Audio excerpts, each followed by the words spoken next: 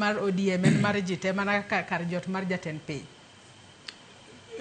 Gima wacho masamoro buya ko understand.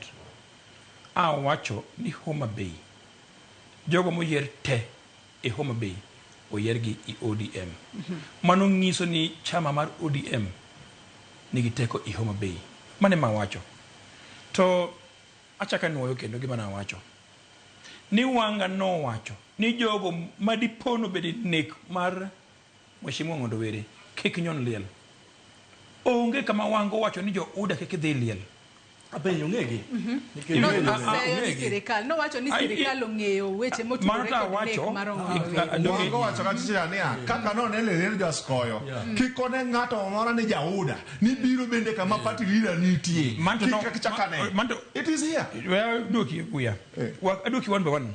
Mana babiri ng'eyo. Wach manyayo wanga wacho ni kadipo ni usika. Mano mi warning ni won.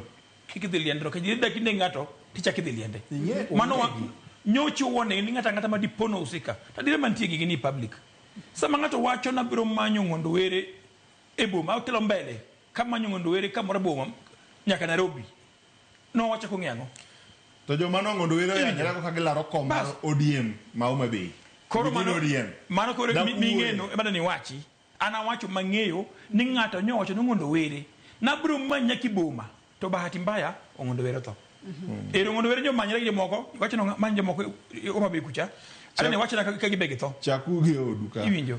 Koro wanga ka wuoyo ka jakom mar ODM. Awinjo ka Michael wacho ni wanga onge teko ma wacho gimoro mora i ODM kae. En ki teko jakom mano poka wacho ni baba ni wacho ni Raila Odinga e mabiro chiwo direction. Mano is very wrong.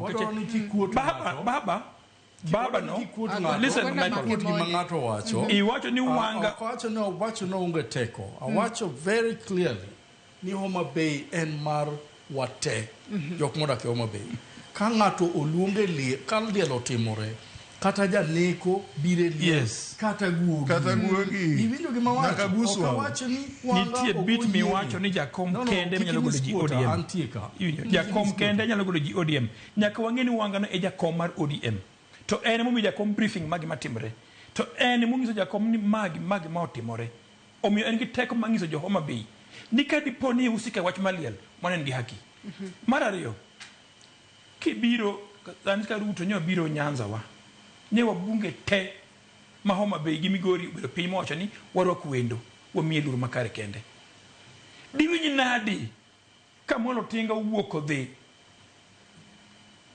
iko yawd koyo pien jakom bedo piny ma jakom mar UDA to jomoko boko to jakom kanyo UDA mano be heshima jakom olinga machielo sami wacho ni Homa Bay onge political tolerance ni joka ginjo ma jo ODM dwan mdo manipulate ji Kennedy Obuya Mheshimiwa ni en jakom mar UDA e Homa Bay no yerna di ka onge tolerance negiro mokanye nego mpaka sadi gi ji campaign sadi negiro mu delegate sadi ka gi go campaign magi negiti mag ka ODM ko tolerance e Homa Bay negiti me ka gelo chik margi machama mok nyal gengo iwinjo lakini ko mi uteko ma dhi chunga ma jakom tie kigo ko kitoki jakom ni UDA nikachiwa bende Samuel Ruto nyo biro dala wakocha onge jamago ko kon president ODM nikachiwa dongruok eliel ginyaka jipunyire ni liel obed liel jiko de liel waik wodo moto waik mino moto mondo weche mag liel wangono orum obuyi wacho kama ber kabisa ninga motoni samori dhile kaka koro mano koro nyakewi mano nyakewi modhi ikono iwinjo mama Aida Odinga wacho samigo wadu kod kidi saminego wadu inego wa omeru inego nyaminu inego wayu inego nyathi wadu moro ominyaka wach ma dhaw elietigi nyaka rum kanyo onge compromise nyaka weche go rum market chike madongo ni kidhi liel makata kateka inyalo wach ma siasa orume liel kachi mai makoro chemuche ji ni ngano timo ma wago siasa ipap wach ma lito we ni liel to bende nyaka sani bende governor county ma Homa Bay Gladys Wanga no sechwalo milome ko wacho no kwayo mar mondo mi kuyo bio bedi ahinya to chieng' tich abich mibo